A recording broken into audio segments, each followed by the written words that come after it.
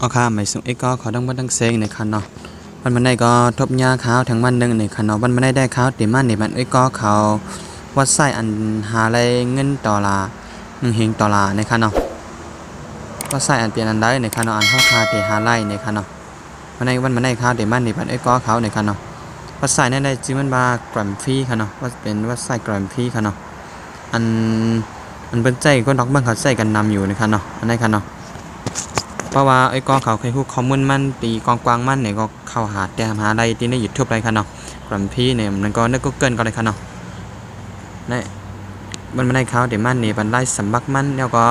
ไล่เรียนมันในคันเขาคาเดเรียนหนังเขาคาเดได้เงินนั่นในคันเนาะค่ะอันนั้นสุดขนาดนั้นคาเดมาค่าเขาในกรัมฟรีในคันเขาคาเดเลยมาสำบักกันตั้งในคันเนาะเพราะว่าก็เขาแบบมีลิงมันเนี่ยก็ข้าวว่างไว้ปันดีใจในเนี่ยค่ะเนาะเพราะว่าใครเต็กลิงอันในเนี่ยก็เข้ากับเตรียมหาอะไรที่เนอก็เกินอะไรค่ะเนาะนั่นก็เนอโครมก็ไรเนี่ยค่ะเนาะเตรียมหาว่ากรัมฟรีเนี่ยค่ะเนาะอันนี้กันเนาะข้าวเด็กเข้ากับเนอเฟสค่ะเนาะ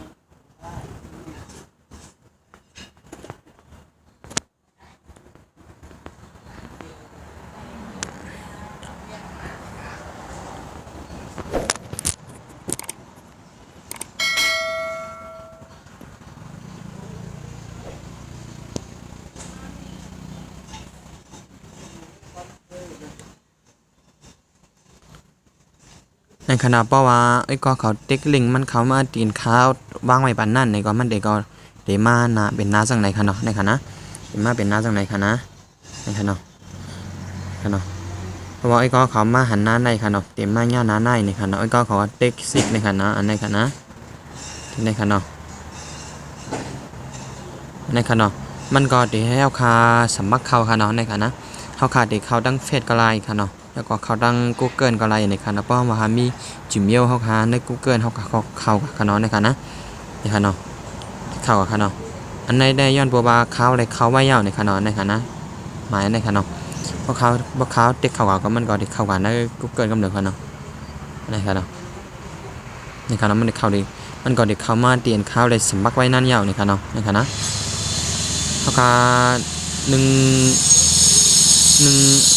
จิมเมล1 อันเข้าคาก็เฮ็ดอะไร1 อันนี่ค่ะนะเฮ็ดอะไ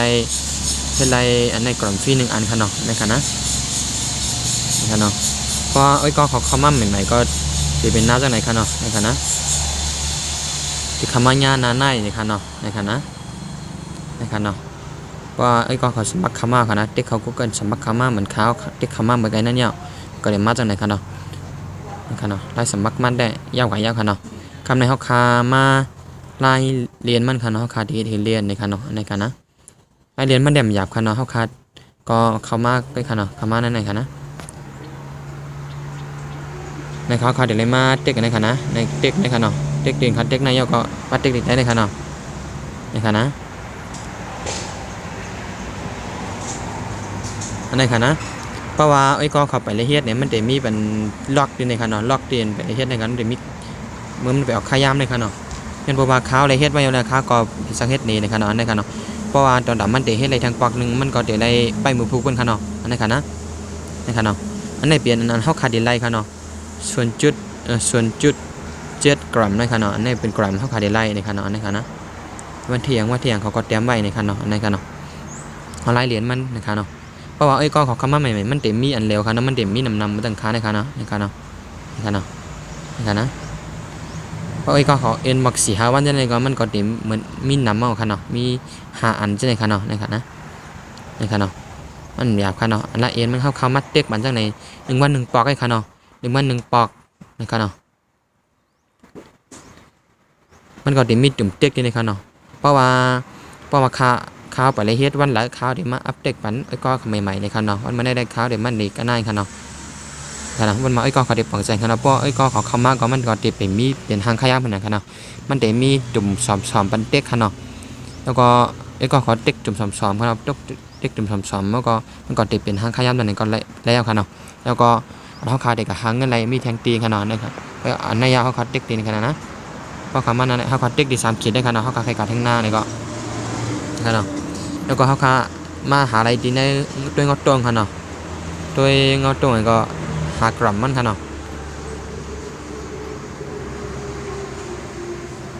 ในค่ะเนาะในค่ะนะ1เอาตรง1โหนะครับค่าได้ไรตัวด่าน1มันเนียดค่ะเนาะเฮาค่าได้ไร 0.1 กรัมค่ะเนาะเฮาค่าได้ไรค่ะนะหนังในค่ะเนาะคัดด้วยในค่ะนะมันจะมีขยามเรือนั่งเหนือในค่ะเนาะอันไหนเป็นตีอันเปื้อนเอียนแล้วอะไรเป็นไรในค่ะเนาะในค่ะเนาะในค่ะนะเพราะค่าทุกไร1ปอกมันก็ได้ทุกไรบอกเก่าปักปลายค่ะเนาะเพราะว่าอยู่ที่ขันเงินค่ะเนาะขันเงินต่อลาค่ะนะเพราะขันเงินคืนก็มันก็ได้เหียงปลายนี่ค่ะเนาะ1ปอก1ปอกค่ะนะค่ะเนาะไอ้ก็ขอด้วยขยามนั่งเด้อค่ะเนาะเพราะว่ามันเป็นส่วนเมื่อเราเนี่ยก็มันก็ไล่ค่ะเนาะมันปันเฮาคัดด้วยด่าน1มันเด็ดค่ะเนาะเพราะคัด10ด้วยทั้งก็ไล่นี่ค่ะเนาะอีสุดค่ะเนาะเพราะคัดด้วย1มันเด็ด1เฮาคัดก็ไล่กรัมมันยังค่ะเนาะกรัมมันนั้นเฮาคัดครับสำเดียวกับไอ้สร้างในกำค้าเด็กขึ้นซับแรงในทั้งกำนี่ค่ะเนาะนั่นค่ะนะกำค่ะเนาะด้วยให้มันเต็มเลยค่ะเนาะ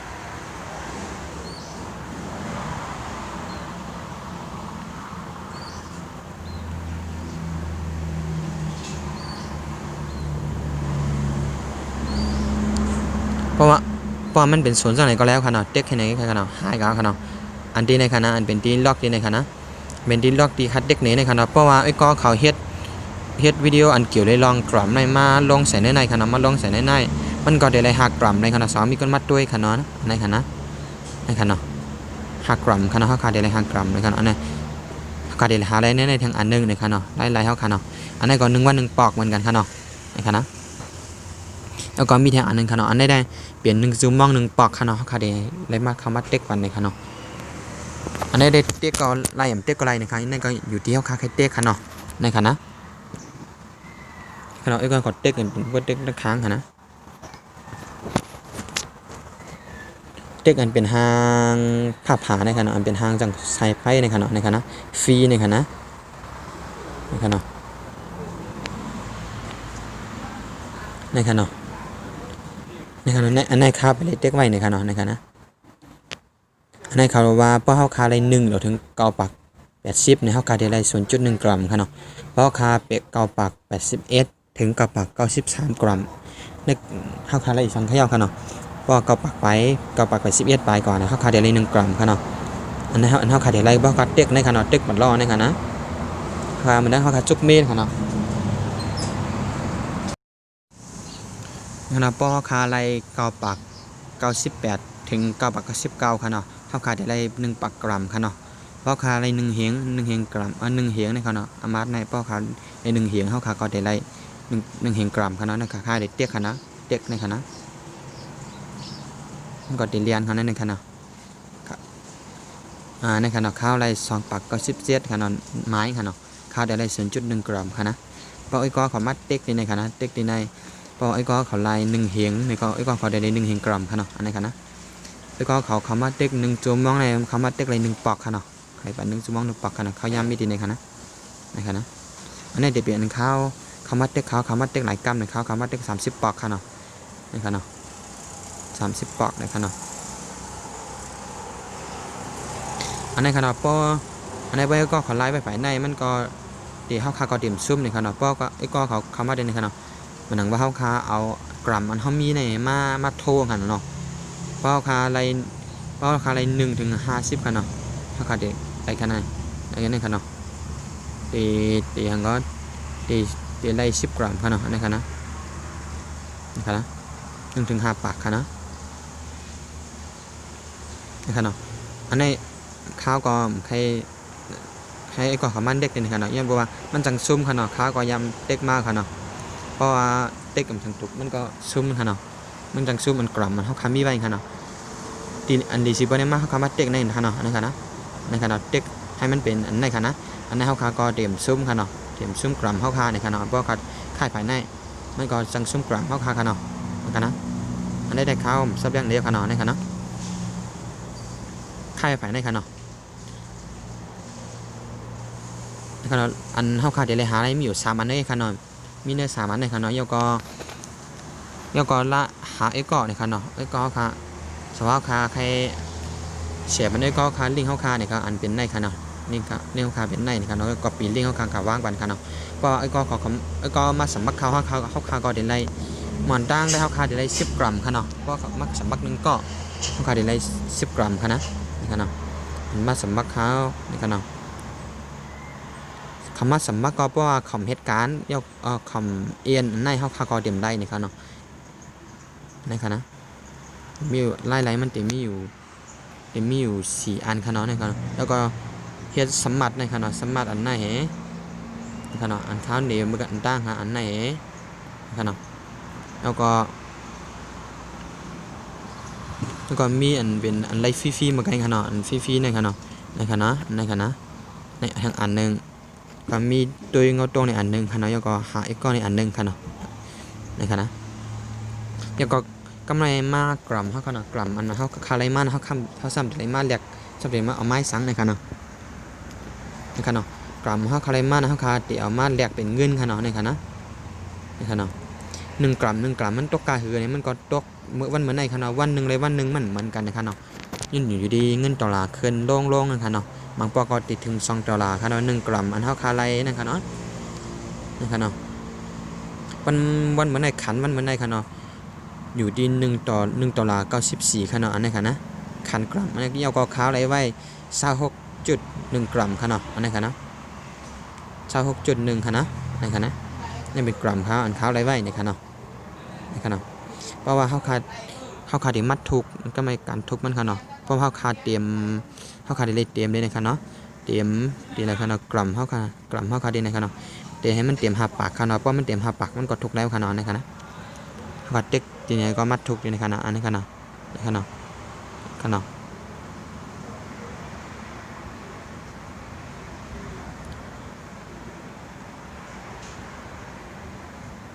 มันเดี๋ยวออกมาดีนะครับเพราะว่าปันทดทุกค่ะเนาะเดี๋ยวออกมาดีนะครับนะ5 ปากนะคะเนาะ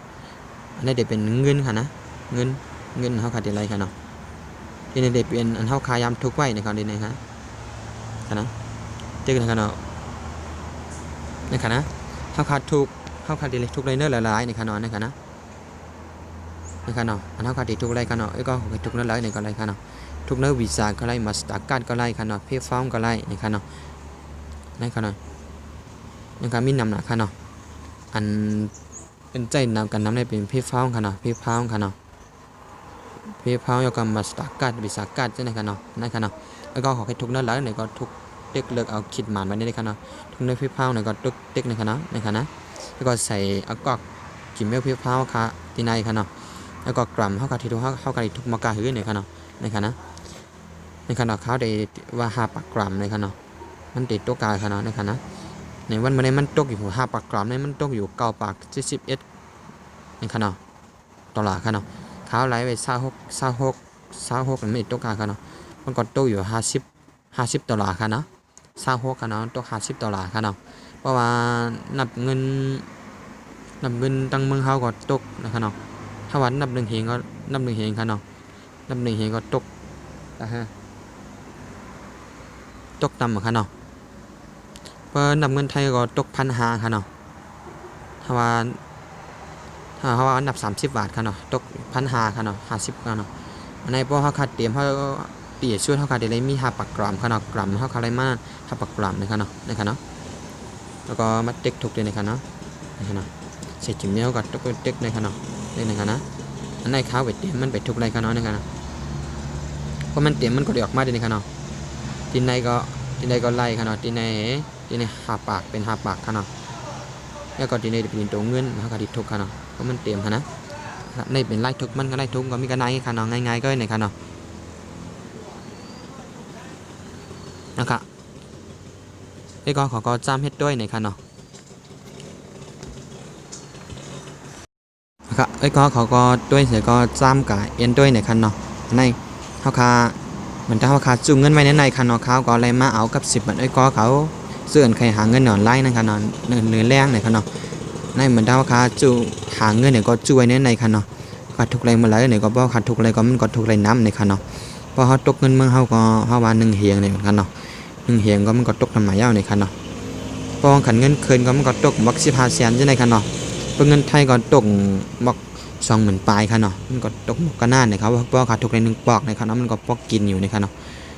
มันก็เป็นที่เป็นว่าในค่ะเนาะในก็เขาก็แลมาเอากับ10 อันไอ้ก็เขาในค่ะเนาะ